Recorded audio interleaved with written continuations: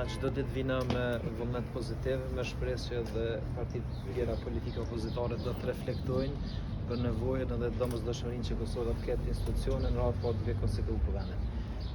Rrjedhimisht i bie që ne do të vazhdojmë të bëjmë përpjekje që të themelojmë komisionin i cili do ta ka mandatin të verifikoj votat për kandidatën tonë për kryetarët të vendit. Sa i përket emrin, mendoj që mbrëmë kam pa në emisionin politikon një fragment të emisionit të shefës grupit parlamentar të LDK-s.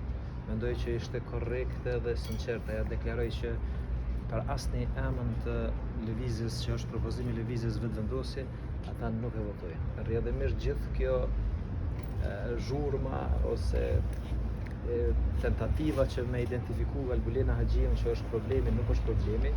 Secili prej kandidatëve ose deputetëve të lëvizjes vetëvendosje guxon alternative që potencialisht do të ishte në propozim ose në nominim, rrjedha e procesit votimit partive opozitare do të ishte më. Jo, po do ja kanë shkruar qendrim me votu një kandidat tjetër. Ata unë besoj se në logjikën e njëjtë, vetëm se po bëjmë përpjekje me lojën për çojë sot. Mendoj që deklarimi i zonës Bajrami ishte korrekt blon.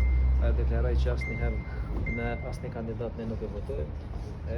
Rrjedhimisht vetëm se bëri një shkarje se tha prej 13 tentimeve është dashur të provohen 48 emra, 48 emra nuk provohen përmes 13 tentimeve.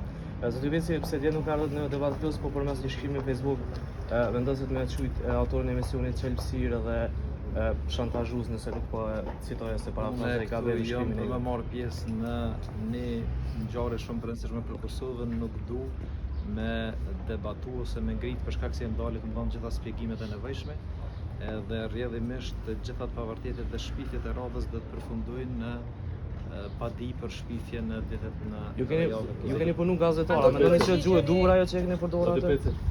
A mendoni që është gjuhë e dur ajo që keni përdorur ajo? Si gazetar? Më fal, nëse keni punuar ose keni studiu, nuk e di. Logjika e njëjtë sigurisht. Po, A do t'i përgjigjet vendosja dhe koalicioni, pra një shaqim eventual nga presidenti Osmani me partitë politike?